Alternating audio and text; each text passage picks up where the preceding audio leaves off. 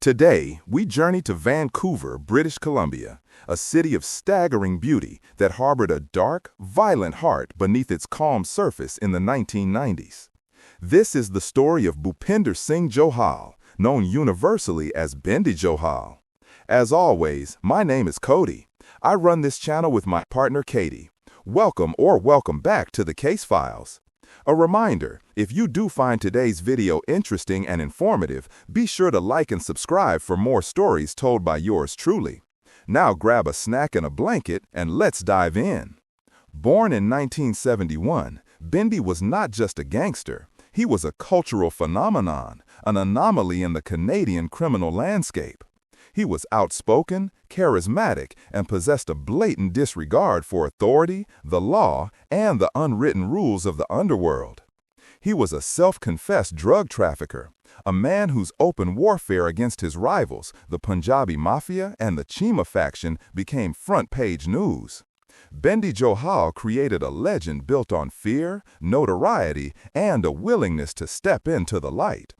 But in the world he ruled, the light always attracts danger.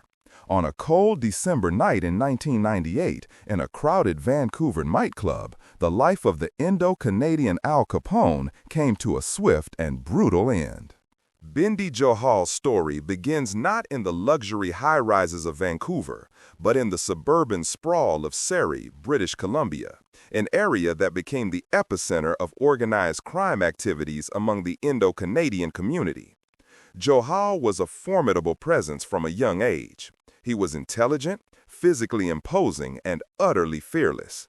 He quickly moved from minor street crime into the highly profitable world of drug distribution, primarily focused on cocaine and heroin moving through the Lower Mainland. His rise was fueled by ambition and his early association with established figures. But Johal was never one to remain subservient. He believed the old guard was too cautious, too restrained. He wanted more, and he wanted it faster.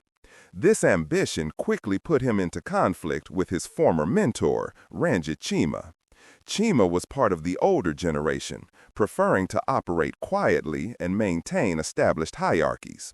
Johal's public profile and his aggressive tactics were a direct insult to this traditional way of doing business. The conflict was less about territory and more about philosophy. Cheema represented the past. Bindy Johal represented the reckless, televised future of crime. The resulting split would ignite years of bloody violence, turning quiet suburban streets into battlegrounds.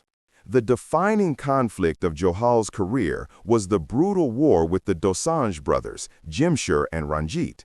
They were the leaders of a rival criminal faction known as the Punjabi Mafia, and they challenged Johal's rising dominance.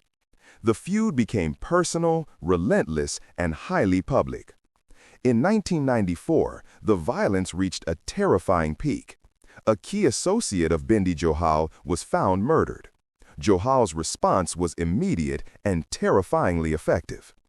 Johal was later charged and subsequently acquitted in the high-profile murder of Dosanjh, who was shot outside his home in the South Surrey neighborhood.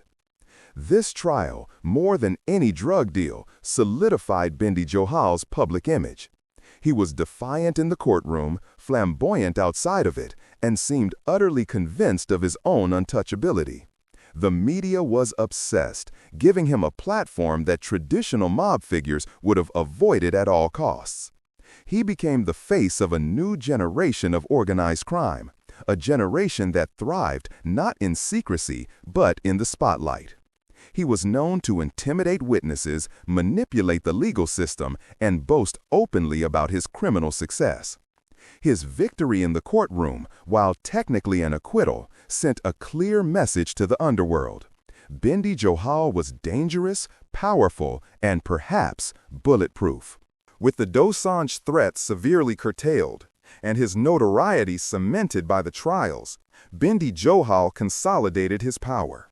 He effectively controlled the drug trade in key parts of the Lower Mainland, an empire built on fear and an endless supply of loyal young soldiers.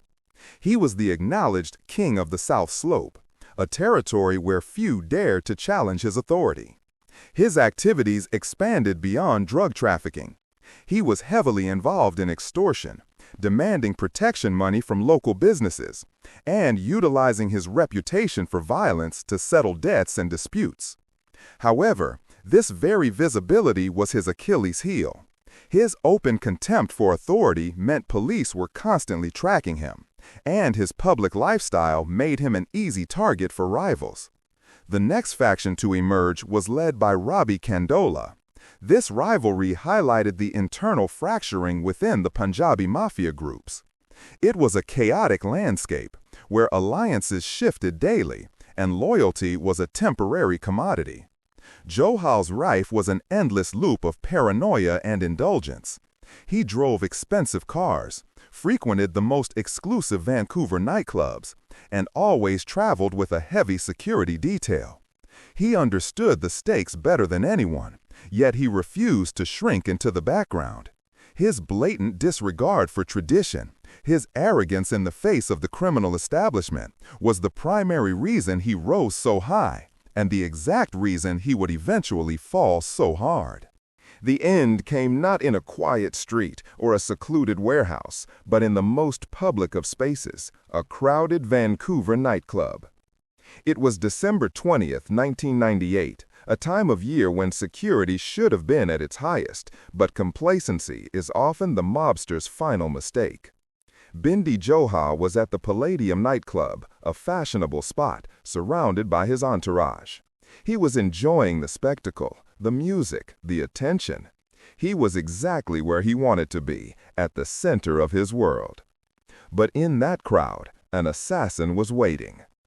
As Johal turned his back, perhaps to speak to someone or simply to survey the room, the silence was broken by the sound of gunfire.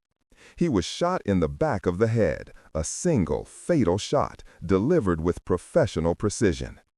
Chaos immediately erupted. Witnesses described a scene of panic as the crowd realized a major organized crime figure had just been executed in their midst. The assassin, or assassins, vanished seamlessly into the confusion. The murder of Bindy Johal was a shock, but not a surprise. It signaled a major shift in the balance of power. The king of the South Slope was gone. To this day, no one has ever been convicted for the murder of Bindy Johal. The execution remains unsolved, a permanent marker of the shifting, bloody dynamics of the Indo-Canadian gang conflict. His legacy is not one of subtle criminal enterprise, but of open, arrogant defiance. Bindy Johal lived his life publicly, violently, and ultimately he died the same way. A fitting end for a man who seemed to court death for the entirety of his short, tumultuous reign. Hey there! Before you take off, we'd just like to take a second and say that we really appreciate you sticking around to the end of the video. Katie and I are so grateful for the incredible Case Files community, so thank you for being a part of it. If you want to help the Case Files continue to grow, one of the easiest things you can do is leave a like on this video and consider subscribing. Be sure to hit that notification bell as well and select all notifications to stay up to date with our latest releases. We want you to know that we truly appreciate every like, sub, share, and comment that you send our way. Once again, thanks so much, and we hope to see you soon.